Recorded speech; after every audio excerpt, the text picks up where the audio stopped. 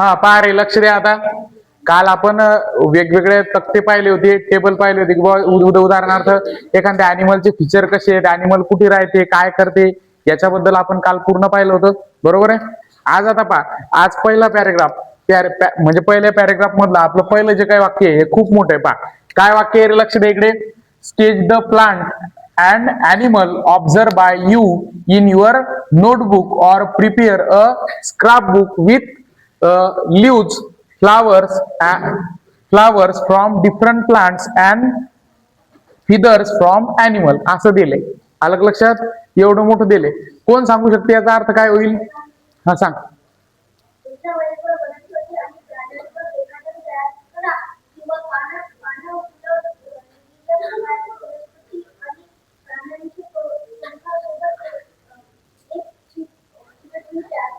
चिकटवही तयार करा. सांग. तुम्ही पाहिलेल्या वनस्पती आणि प्राण्यांचे रेखाटन तुमच्या वहीत करा किंवा वेगवेगळ्या वनस्पती, पाने, फुले आणि प्राण्यांच्या चित्रांपासून एक चिकटवही तयार करा. आता लक्ष द्या रे. आता काय करू, आपला एक म्हणजे प्रत्येक शब्दाचा अर्थ पाहू, त्याला कसं जोडायचं. हो देतो त्याला. म्हणजे एक शब्द पाहू, शब्दाचा अर्थ काय होते, कसं आहे ते लक्ष द्या इकडे. पहा पहिला शब्द काय, स्केच. स्केच म्हणजे काय, रेखाटन करणे. स्केच म्हणजे एखादी आकृती काढणे. काय होते, आकृती काढणे. Sketch the plant. आता द हे आर्टिकल आहे, प्लांट्स म्हणजे काय, झाडे. आलं लक्षात? प्लांट्स म्हणजे झाडे. अँड म्हणजे आणि, अॅनिमल्स म्हणजे प्राणी. म्हणजे लक्ष द्या, sketch the plant and animal. सांगा बरं इथपर्यंत अर्थ काय होईल. हा, वनस्पती आणि प्राण्याचे रेखाटन करा. पण हा झाला रेखाटन करा. पण स्केच म्हणजे आपण काय सांगितलं तुम्हाला आता, आकृती काढणे. म्हणजे त्याचं काय म्हणणं आहे की एखादी जी काही प्लांट असेल किंवा अॅनिमल असेल याची काय करा, आकृती काढा, चित्र काढा. आकृती म्हणल्यापेक्षा काय, चित्र काढा. तर त्याचं काय म्हणणं आहे, लक्ष द्या, झाडाचे आणि प्राण्याचे चित्र काढा एवढं सांगितलं. पण आता लक्ष द्या, कोणत्या झाडाचे काढायचे, समोर काय म्हणते ते, ऑब्झर्व बाय यू. ऑब्झर्व म्हणजे निरीक्षण करणे. बाय म्हणजे कडून, असं पण होऊ शकते. हा, डबल बाय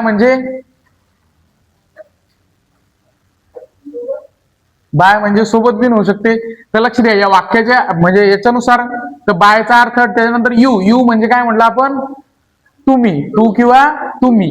म्हणजे काय म्हणते ते, लक्ष द्या, एखाद्या प्राण्याचे किंवा वनस्पतीचे चित्र काढा जे तुम्ही पाहिले. आलं लक्षात? काय म्हणणं, ऑब्झर्व म्हणजे निरीक्षण केले. जे तुम्ही म्हणजे एखाद्या झाडाचं किंवा एखाद्या प्राण्याचं ज्याचं तुम्ही निरीक्षण केलं त्याचं काय काढायचं, आपल्याला चित्र काढायचं. आलं लक्षात? कुठे काढायचं, बाय इन म्हणजे च्या आत. इन युअर नोटबुक, तुमच्या वहीच्या आत. म्हणजे चित्र कुठे काढायचं, तुमच्या वहीच्या आत. ऑर म्हणजे किंवा. Prepare a scrap book. Prepare म्हणजे तयार करणे, बनवणे. स्क्रॅप बुक म्हणजे काय, चिकटवही. ते दाखवलं होतं आपण मागच्या ह्याच्यात की कशा प्रकारची चिकटवही करायची, किंवा सगळ्यालाच माहिती आहे तुम्हाला कसे पानं चिटकवायचे. तर अशा प्रकारचं काय तयार करायचं, प्रिपेअर अ स्क्रॅप बुक म्हणजे काय करा, चिकटवही तयार करा. विथ कोणासोबत, विथचा अर्थ असते सोबत. कोणाच्या सोबत वही तयार करायची, विथ लीव्ज. लीव्ज म्हणजे काय, पानं. तर वेगवेगळ्या वनस्पतीचे काय घ्यायचे, पानं, लीव्ज. किंवा मग काय घ्यायचे, फ्लावर. फ्रॉम म्हणजे च्या पासून. कोणापासून, तर डिफरंट प्लांट. डिफरंट प्लांटचा अर्थ काय होते, वेगवेगळ्या झाडापासून. लक्ष द्या, वेगवेगळ्या झाडापासून पाने आणि फुले यांच्यापासून तुम्ही स्क्रॅप बुक तयार करा. आलं लक्षात? त्याचं काय म्हणणं, चिकट वही तयार करा. अँड म्हणजे काय होते, आणि फिदर म्हणजे अर्थ काय होते, पीस. एखाद्याचं पीस, कोंबडीचं पीस, कबुतराचं पीस. बरोबर आहे. डबल कशाचे पीस असतात, मोराचं पीस आपल्याला आवडते, तुम्ही कलेक्ट करता, बाकीच्या याचे करत नाही. तर त्याचं काय म्हणणं आहे, आणि पीस कोणाचं, फ्रॉम म्हणजे च्यापासून. ॲनिमल्स म्हणजे ॲनिमल्सच्या, लक्ष द्या, ॲनिमल्सच्या पखापासून. एक तर काय करायचं, ॲनिमलच्या पखापासून.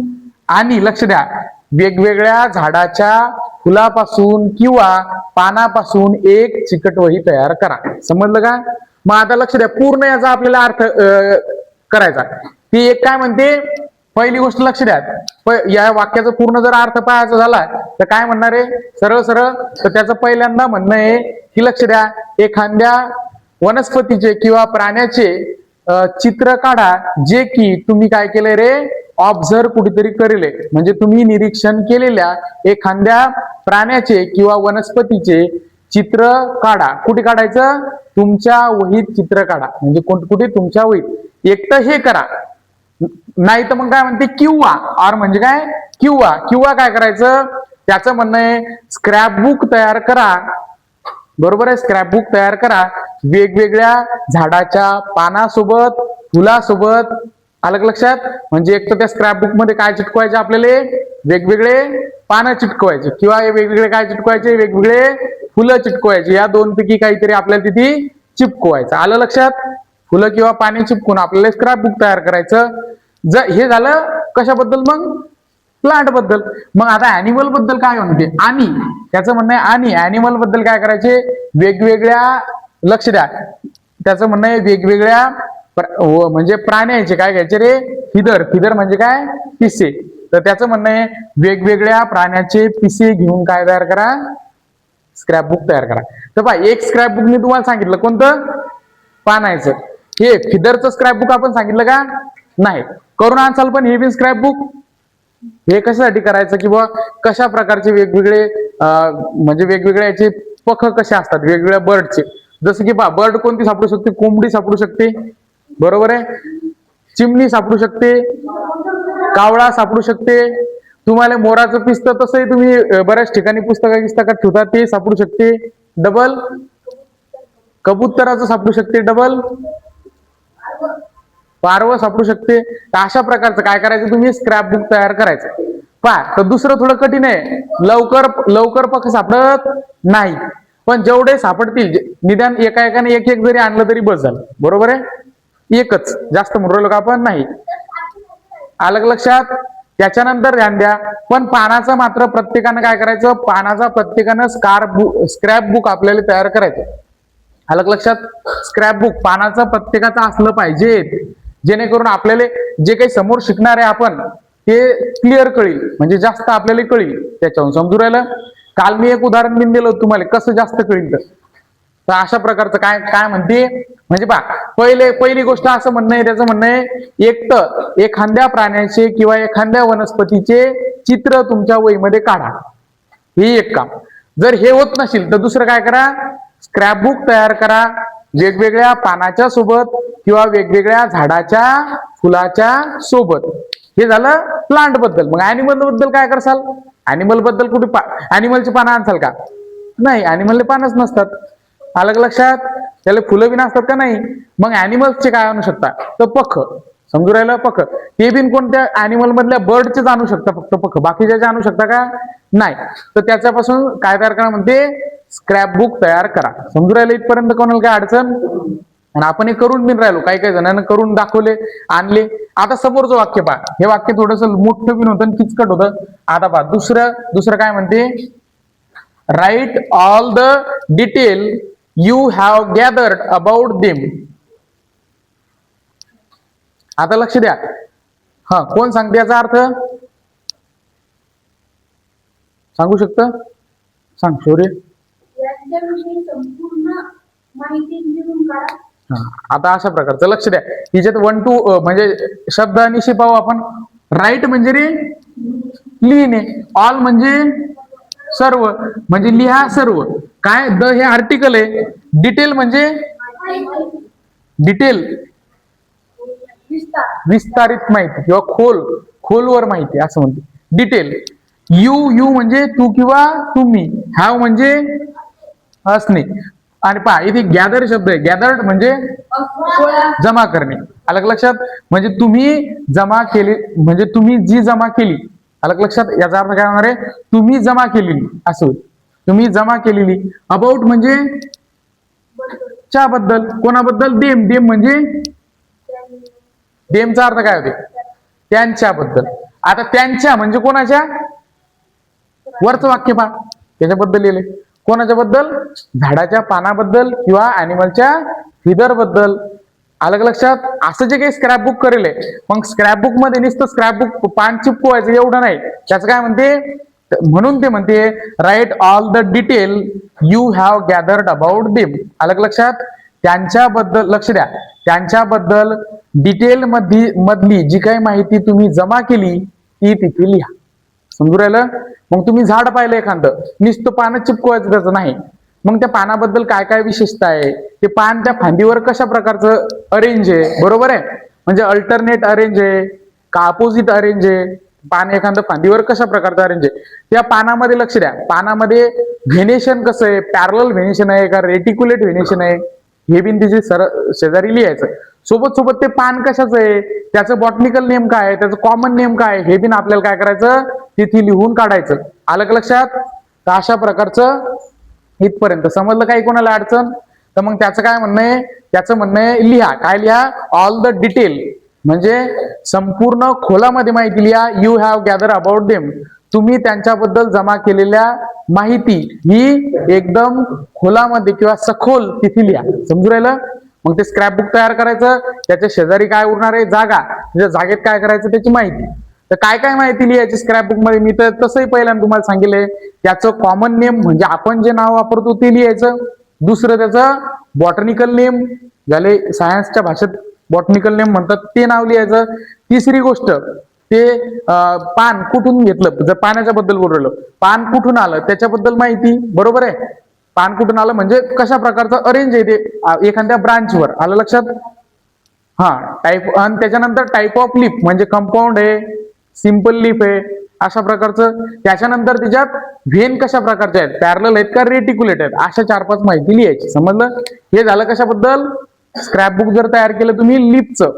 फ्लावरचं जर केलं तर सेम करायचं. आलं का लक्षात? फ्लावर मध्ये फक्त फ्लावरची अरेंजमेंट लिहायची, फ्लावर अरेंज कुठे आहे लक्ष द्या.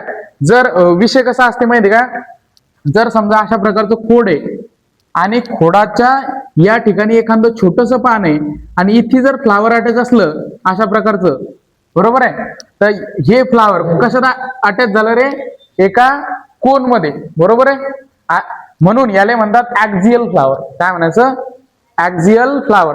आणि जर एखादा फ्लावर एकदम शेंड्यात येत असेल झाडाच्या, तर याला म्हणतात टर्मिनल फ्लावर. फ्लावरचे 2 प्रकार असतात, एक ऍक्झियल फ्लावर आणि टर्मिनल फ्लावर. फक्त इथे काय लिहायचं ते तसं लिहायचं.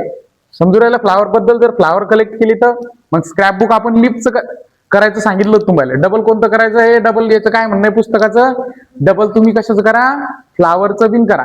आता हे काऊन करायचं, तर विषय असा असते, जर हे तुम्ही केलं तर तुम्हाला जास्त डिटेल म्हणजे थोडक्यात थेरी प्लस प्रॅक्टिकल बिन नॉलेज भेटेल. समजू राहिलं का? प्रॅक्टिस जास्त होईल तुमची. लय दिवस तुम्ही ध्यानात नाही म्हणजे लय दिवस तुमच्या ध्यानात राहील. असं वाचल्याच्या नंतर लय दिवस ध्यानात राहत नाही, माणूस विसरते. म्हणून प्रॅक्टिकल करत असते. समजलं? तसंच काय करायचं, फिदर बिन जमा करायचं. जेवढे पॉसिबल शक्य असले तेवढे फिदर आपण जमा करू, सगळ्याचे एकाच बुक मध्ये लावू आणि प्रत्येकाचे काय करू, नावं टाकू तिथे खाली. जे ज्यानं आणलं त्याचं नाव मुद्दाम टाकू की बुवा या पोराने हे आणलं, त्याच्याबद्दल अशी अशी माहिती जमा केली, असं आपण करू. चालते? म्हणजे आपलं प्रॅक्टिकल होईल, सोबत सोबत शिकणं बी होईल, सगळ्या गोष्टी होईल. आणि आपल्याला कशी कशी सिमिलॅरिटी आहे, कशी कशी डायव्हर्सिटी आहे, सगळ्याच्या सगळ्या दोन्ही गोष्टी कळतील. सिमिलॅरिटी ऍज वेल एज डिफरन्सेस. इथपर्यंत कळलं कोणाला काही अडचण? कोणाला विचारायचं या वरच्या पॅरेग्राफ बद्दल? हा, मग आता पहा समोर जाऊ आपण. While travelling to and from school observe your surrounding and look out for a variety of plants and animals. सांगा याचा काय अर्थ होते? हा सांग.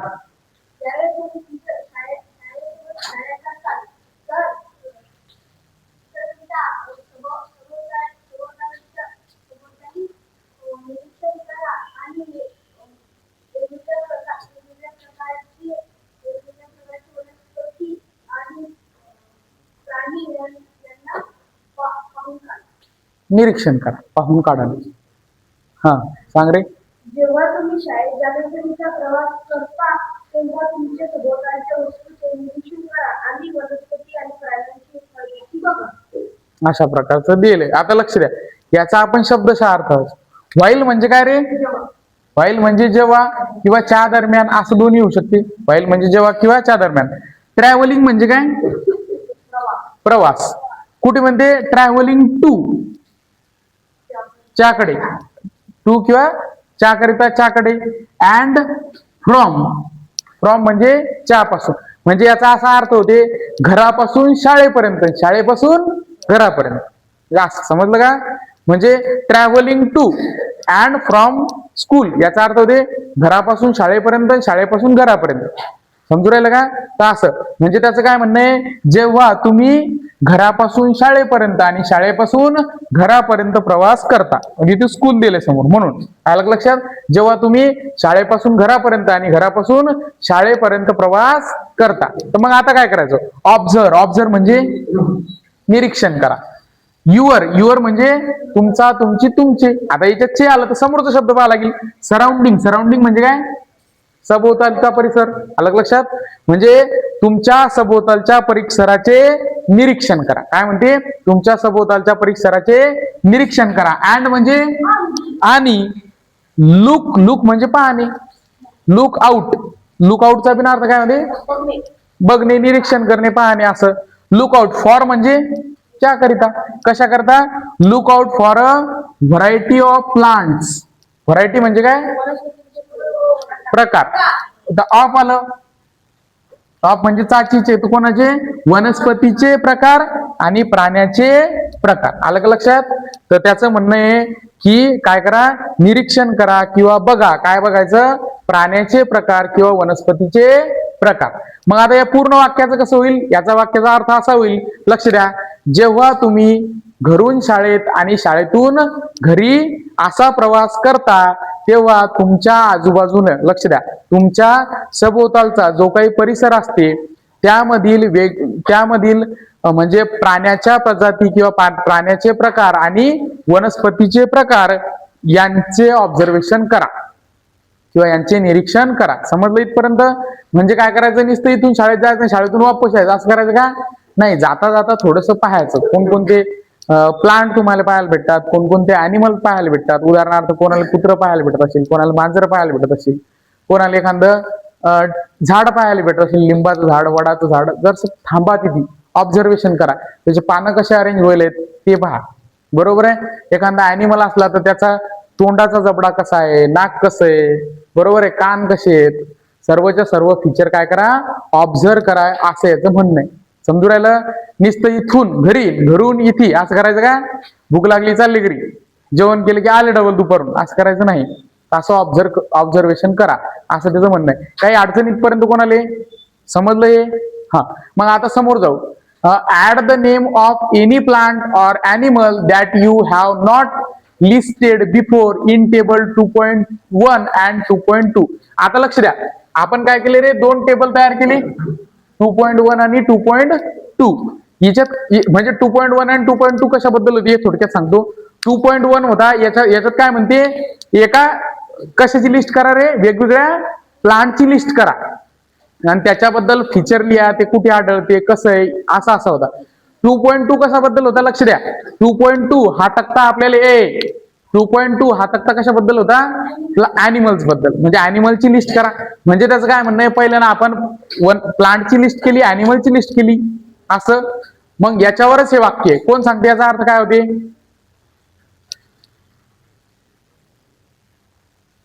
एकटाच जण सांगते, बाकीचे 3 जण झाले. आता बाकी याच्या व्यतिरिक्त तू ना थांबायचं काय? बरं, थांबू आपण.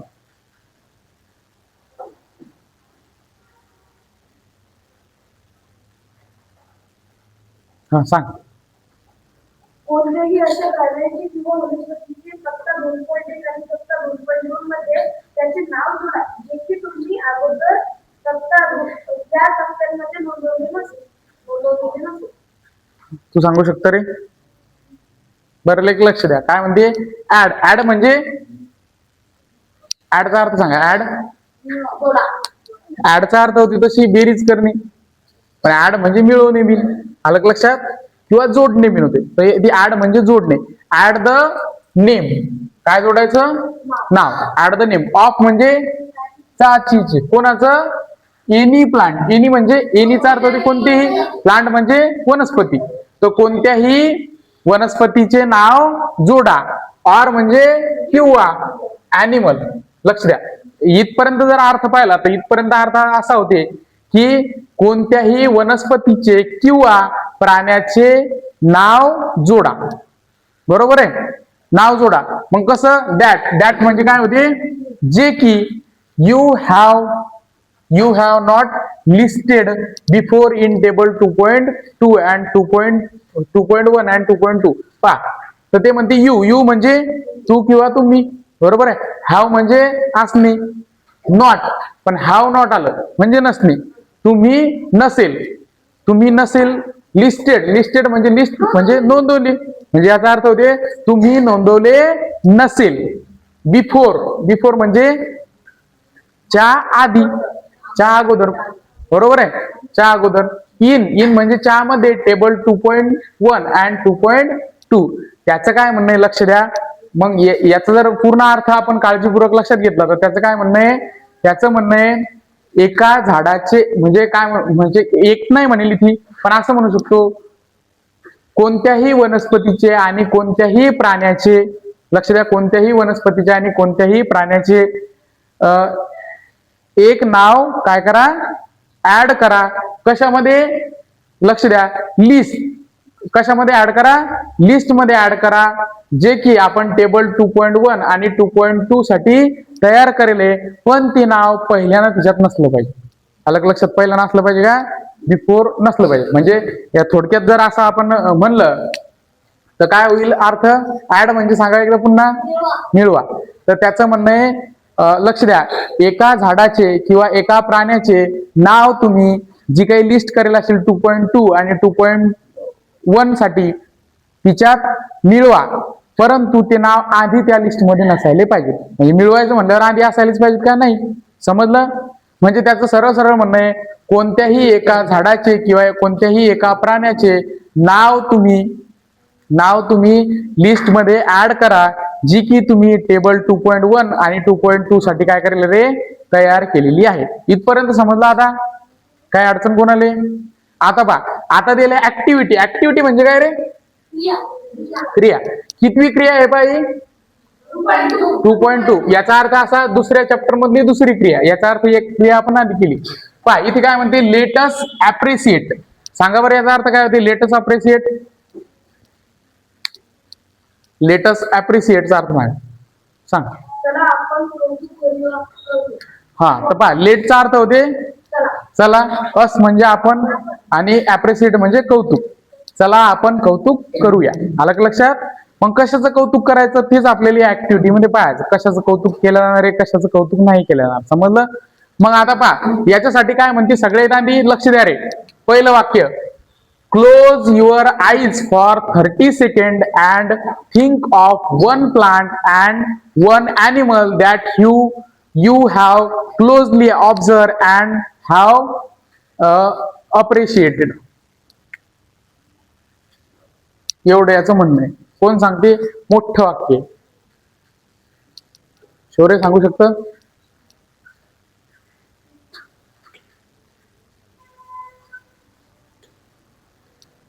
हा, 2 मिनिटं देऊ आपण. चला करा.